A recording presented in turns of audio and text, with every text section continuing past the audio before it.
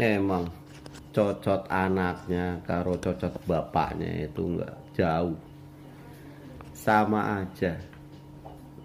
Di saat mata Najwa ditanya, seandainya kamu terpilih jadi wali kota, apakah kamu akan menyelesaikannya?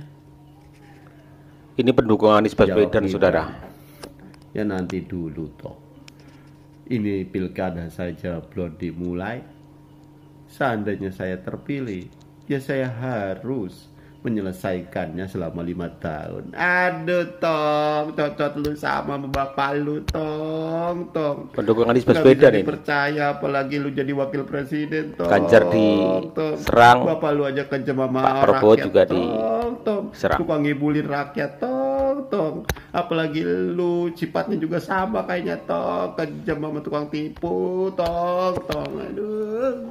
Si Hasto PDIP. Oke, katanya dia menyaksikan Megawati berzikir tiap malam. Pertanyaannya, Hasto kan Kristen, emang tahu ucapan zikir seperti apa? Yang kedua pertanyaannya, emang Hasto sekamar? Emang Hasto serumah? Hah? Itu pertanyaan itu yang harus kita tanyakan sama dia. Yang ketiga, Ibu Megawati itu paling gak percaya dengan agamanya sendiri. Suuzon sok tahu. Kodor aja nggak paham. Neraka dan surga aja dia pertanyakan. Orang-orang yang selalu membacakan Al-Quran saja masih diragukan. Emang ibadah harus diperlihatkan. Itu lihat rekam jejaknya Ibu Megawati saat pidato ya. Pancasila, ketuhanan yang Maha Esa aja diragukan, mau yang merasa sok Islam, Trisilam dan Ekasila suci. Berzikir tiap malam. Hasto, lu emangnya sekamar? Emang lu selalu didampingi dia? Hasto, jangan nipu kau. Jangan nipu. Mulutmu dengan penuh tipu daya. Agamamu apa? Emang tahu ucapan zikir seperti apa ya Hasto? Merasa sok Islam, sok. Assalamualaikum warahmatullahi wabarakatuh. Waalaikumsalam. Dengan anaknya Pak Jokowi yang dijadikan dan digadang-gadang sebagai cawapres, yang artinya Pak Jokowi akan terus berjuang walaupun haram, terus berjuang agar anaknya menjadi cawapres. Kan sudah. Dan perlu diketahui, umurnya Pak Prabowo umurnya udah tua. Nanti seakan-akan dia akan sakit dan tidak dapat meneruskan, yang artinya juga akan diteruskan oleh anaknya Jokowi. Nah, kenapa nanti Pak Jokowi itu haram pun dilakukan? Dia bersemangat untuk menjadikan anaknya jadi cawapres. Sebab itu keluarga dinasti ini ya, dinasti ini ingin menguasai muka bumi Indonesia, yang didukung oleh penyanjung-penyanjungnya, pengikutnya, juga aparat yang mendukungnya, yang akan mementungi orang-orang yang selalu menolaknya, yang akan mementungi tanah yang diambilnya, yang akan mementungi pribumi yang diusirnya. Ngomong pribumi tapi dia dukung Yaman. Kenapa kalau Pak Anies dibilang bahaya? Kalau Pak Anies jadi presiden dibilang bahaya, oke, memang bahaya bagi keluarga Pak Jokowi, bahaya bagi pengikutnya Jokowi, bahaya bagi rejimnya Jokowi, bahaya bagi aparat-aparat yang telah mendukungnya Jokowi, bahaya pada orang-orang yang telah korupsi, bahaya bagi orang-orang yang menerima BLT. Pria ini memang vokal ya teman-teman ya. Vokal, kalau dilihat memang anti Jokowi ya. Karena di berbagai postingan video TikTok selalu yang dipojokkan, selalu Pak Jokowi, keluarganya dan lain sebagainya. PKH dan lain-lain. Pendukung Memang Anies bahaya Baswedan. kalau Pak Anies jadi. Bagi mereka, bukan bagi kami. Mengerti kan? Bang, aku saranin pilih Ganjar. Karena apa? Pak Jokowi udah rela berkorban.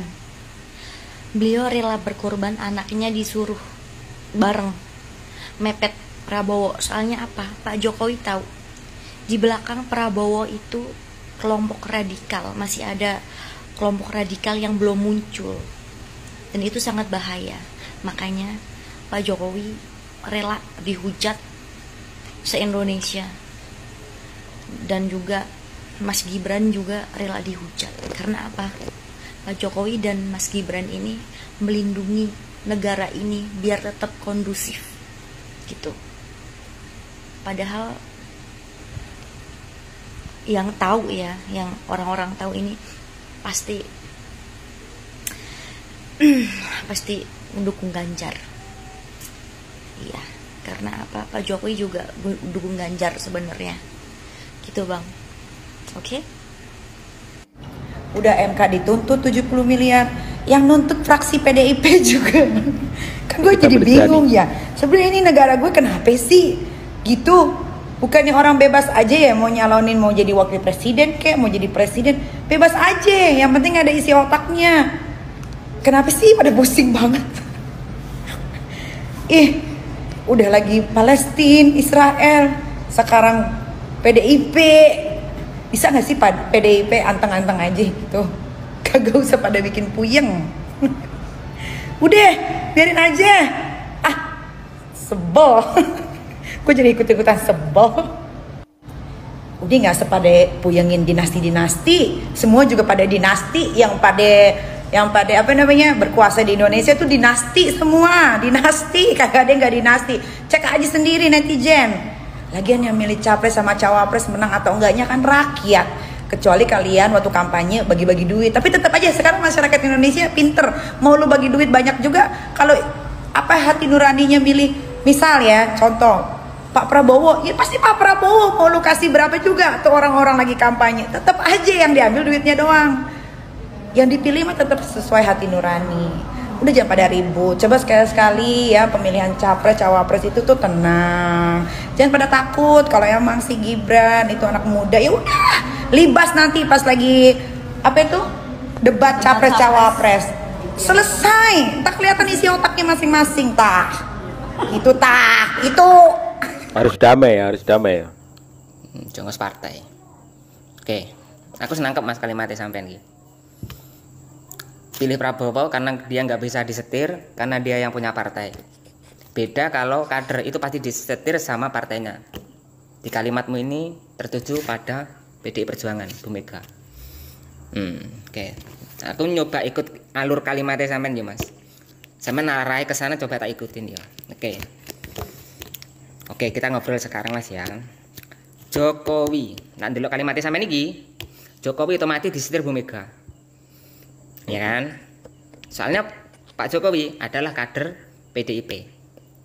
Dan apa yang terjadi sekarang 10 tahun ke belakang Indonesia maju Pak.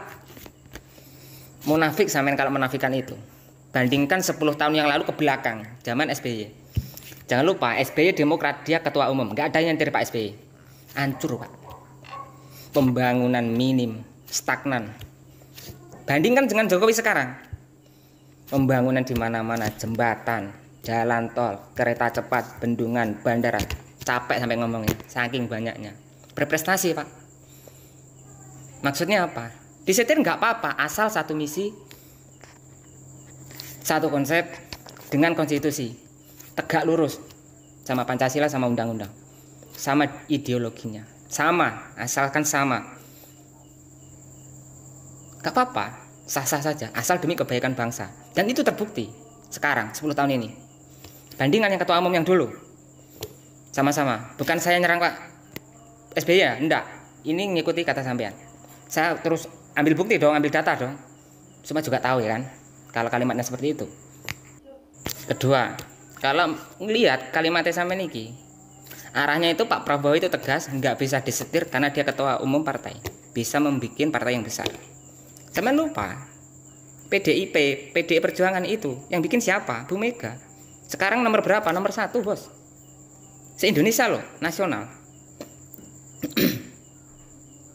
Terus Bu Mega nggak tegas itu, meskipun dia perempuan, lebih tegas dari mantan jenderal laki-laki kayak Prabowo gitu. Bisa head to head, kita cek, oke? Nggak, meskipun Bu Mega bukan dari militer loh ini. Bu Mega nggak pernah plan jadi orang. Bu Mega itu jadi oposisi nggak setahun 2 tahun Pak, puluhan tahun dia tetap konsisten jadi oposisi, nggak mau berdiri 2 kaki, nggak pernah bos. Beda sama Prabowo, 2 kali pilpres kalah. Mestinya kalau dia gentle, dia nggak akan mau ditarik Jokowi masuk kabinetnya. Tetap dia akan berprinsip pada ideologinya kalau memandang ideologi Jokowi itu salah. Tapi enggak, dia ngikut. Alasannya panggilan rakyat lah, demi bangsa lah, dengan tai kekuasaan. Cuan Pak. Itu bedanya. Beda kalau sama Bu Mega. Bu Mega bos, tak kasih tahu ya. Dulu waktu jadi presiden, yang ngambil Prabowo waktu keleleran di Yordania siapa? Bu Mega. Yang notabene dia musuhnya, musuh Orde Baru. Bu Mega jangan lupa. Yang notabene musuhnya tetap diambil Pak. Warga negaranya dikembalikan ke Indonesia, dijemput. Kenapa? Karena Bu Mega tahu cara bernegara bos. Konstitusi tidak mengizinkan itu. Undang-undang tidak mengizinkan itu. Buang gak sembarangan bos. Seburuk apapun Prabowo, dia tetap warga negara Indonesia, nggak boleh didiskriminasi seperti itu. Diambil bos. Diambil kewarganegaraan, dikembalikan. Sekarang dia terus bikin partai besar. Itu karena siapa? Karena Bu Mega bos. Kalau nggak diambil Bu Mega, kamu nggak akan kenal itu Gerindra, kamu nggak akan kenal siapa itu Prabowo. Karena siapa? Karena Bu Mega. Kenapa? Karena dia tahu cara bernegara yang benar itu, tahu. Gitu loh bos, maksudnya. Ketiga, ketegasan Bu Mega diuji lagi. Pihak si keliling Pak Jokowi meminta 3 periode, ditolak karena konstitusi tegak lurus tidak mengizinkan itu. Oke, nggak boleh. Penundaan pemilu tetap ditolak, tegas, karena ini lagi-lagi konstitusi tidak mengizinkan itu. Tegas Pak, nggak ada AB hitam putih, nggak ada. Kalau hitam ya hitam, kalau putih ya putih. Ini loh perempuan padahal kok bisa tegas. Apa tegas itu gebrak-gebrak meja, teriak-teriak itu bukan tegas bos. Emosional itu, temperamen.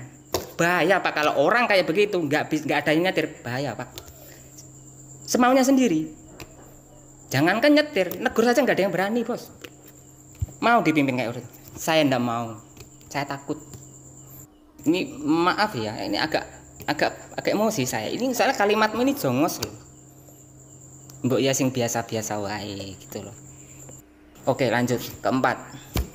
Bu Mega meskipun dia ketua umum, dia nggak otoriter. Contoh, kalau dia mau, dia bisa nyapres 2014, tapi dikasih ke Jokowi. Terus yang sekarang, kalau dia mau, Puan bisa diangkat, sangat bisa. Tapi dia menurunkan egonya. Dia mendengarkan apa yang diminta masyarakat, apa yang diminta rakyat. Dari mana? Dia lihat dari survei bos. Survei Pak Ganjar naik, ya nggak dimenafikan, ya harus itu. Ya itu namanya demokrasi, jadi seperti itu. Apa yang dimau rakyat ya dikasih, meskipun mengorbankan anaknya, mengorbankan dirinya sendiri. Oh ya saya minta Pak Ganjar, ya udah dijadikan, dicapreskan. Coba kalau Prabowo, 2 kali ya tetap dia, 3 kali ya tetap dia. Orang kemaruk, ambisi, orang seperti itu. Yang kamu maksud nggak bisa disetir, ya emang nggak bisa disetir, nggak karpe dewe. Aku ngomong panjang lebar ki apa to poine. Kanggoku pribadi, aku ndene sing ngongkon, ndene sing mengi. Aku bukan simpatisan A B ndak. Kanggoku pribadi, padha nyetire gak apa-apa. Asal sini padha B2 umume, padha isone. Diskusi Pak maksudnya Pak. Enggak diambil keputusan sendiri. Orang kalau nggak ada yang nyetir Pak, kalau nggak ada yang mengingatkan, nggak ada yang ditakutin, bahaya Pak. Bahaya. Bahaya, buktinya banyak. Amit sewu, Pak akan Jokowi bisa dulu menjadi otoriter kalau nggak ada masih ada yang diskusi sama Bu Mega. Nah sekarang mencoba berdiri sendiri. Kita lihat negara kita sekarang belakangan ini kayak apa. Bahaya Pak. Kalau orang udah terlena dengan kekuasaan, kalau nggak ngerti kata cukup, bahaya Pak. Kalau ada yang mengingatkan, nggak ada yang mengingatkan, bahaya Pak. Jadi maksudnya ya itu, kalau ada nyetir, ini ada yang ngontrol, nggak apa-apa. Nggak apa-apa. Buat saya, asal ya itu tadi, yang ngontrol, yang kompeten. SIM-nya sama-sama B2 umum, tapi ini bukan soal SIM. Ingat, 1 liter oli bekas ditambah 1 liter oli baru sama dengan 2 liter oli bekas. 1 liter oli baru ditambah 1 liter oli baru sama dengan 2 liter oli baru. Tapi ini sekali lagi bukan tentang oli. Mikir Pak. Assalamualaikum. Ganjar, gaspol. Waalaikumsalam. Pak RK itu adalah arsitek. Ya, ini ada berita terbaru bahwa Pak Jokowi mengajak Bapak Ridwan Kamil berkunjung ke IKN karena dengan alasan bahwa Pak Ridwan Kamil adalah seorang arsitek. Dan menurut saya kok, sorry, itu bukan alasannya ya. Ya kan, kenapa baru sekarang, nggak dari dulu misalnya seperti itu. Dan itu pun mungkin ini hanya perkiraan saya, bahwa itu nggak akan lepas dari statement Bapak Ridwan Kamil yang sebelumnya itu memang mendukung Ganjar Pranowo. Dia clear kan, boleh seorang pemuda itu memimpin, tapi ya jangan karena bapaknya. Tahulah siapa yang dimaksud sama Bapak Ridwan Kamil. Itu adalah Gibran sebenarnya ya kan gitu. Seorang pemuda masih muda boleh jadi pemimpin, tapi pemimpin yang berkapasitas, berkualitas, yang punya kualifikasi memang pantas untuk memimpin suatu negara sebesar Indonesia. Dan saya kira itulah kewarasan Bapak Ridwan Kamil ya, bahwa meskipun dia partai Golkar dan partainya juga mengusung Prabowo sama Gibran, tapi hati nuraninya nggak bisa dibohongin beliau itu. Bahwa demi menyelamatkan bangsa dan negara ya harus ke Ganjar Pranowo itu, dan Pak Mahfud MD istilahnya. Jadi saya harapkan Pak Ridwan Kamil sepulang dari KN nanti tetap tegak lurus untuk mendukung Ganjar Pranowo, meskipun mungkin selama di IKN sudah dikasih pesan sponsor, tapi tolonglah Pak Ridwan Kamil, dengan Anda menjadi pendukung Ganjar berarti kita semua sudah menyelamatkan bangsa dan negara ini. Itu saja, saya punya keyakinan seperti itu. Serahkan bangsa ini ke pemimpinannya dengan orang yang track recordnya jelas.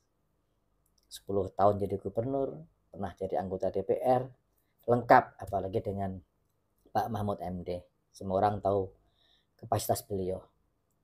Bahwa itulah dua pemimpin yang memang serius untuk memikirkan dan membangun bangsa ini. Tapi kalau yang lainnya itu hanya kasus kekuasaan saja. Semua udah tahu bagaimana Gibran bisa jadi wapres, semua udah tahu ya. Makanya sekarang ada MK di situ lagi jalan. Oke, saya titip pesan kepada Ridwan Kamil, tolong tetap tegak lurus mendukung Ganjar Pranowo dan Mahfud MD demi menyelamatkan bangsa dan negara ini. Itu saja. Semangat, merdeka. Melihat dari video-video yang barusan teman-teman, ya kita semua bisa mengambil sebuah kesimpulan.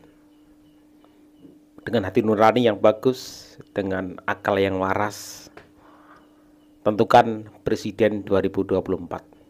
Tentukan, itu hak kalian untuk memilih seorang presiden yang kalian anggap presiden terbaik. Silakan, nggak perlu gontok-gontokan. Nggak perlu saling sebar video-video yang fitnah, hoax. Jangan. Kita harus damai di 2024. Kita harus rukun di 2024. Ya. Ada pihak-pihak yang menyerang kedua-duanya, kubu Pak Ganjar, Pak Prabowo, ada. Seperti di awal tadi. Kalau saya memilih untuk tidak melakukan hal itu, saya hanya mendengarkan aspirasi dari masyarakat. Tapi pilihan saya tetap satu. Jujur teman-teman, pilihan saya hanya satu. tetapi dengan tetap menghormati Pak Jokowi sebagai presiden yang telah memberikan banyak hal kepada bangsa kita, memberikan kemajuan yang signifikan kepada bangsa kita. 80% lebih rakyat puas dengan kinerja dari Pak Jokowi. Itu tidak boleh kita nafikan. Tetapi kepemimpinan harus terus berlanjut. Harus ada pengganti dari Pak Jokowi. Saya menentukan pilihan Pak Ganjar Mahfud. Silakan kalian pilihannya siapa, silakan. Tidak perlu gontok-gontokan. Boleh komen di kolom komentar, tapi mohon maaf teman-teman. Yang baik, yang sopan, yang membangun, karena itu cerminan dari pemimpin kalian nantinya. Cerminan dari apa yang memimpin kalian nantinya. Jangan marah-marah, jangan suka menghujat, jangan suka merendahkan, ya kan? Siapapun presiden nanti adalah presiden kita semua. Saya tetap Ganjar Mahfud. Kalian pilih siapa? Silakan tulis di kolom komentar. Jangan menghujat. Jangan menghujat. Komentar yang baik dan benar. Ya, yang sopan. Wassalamualaikum warahmatullahi wabarakatuh.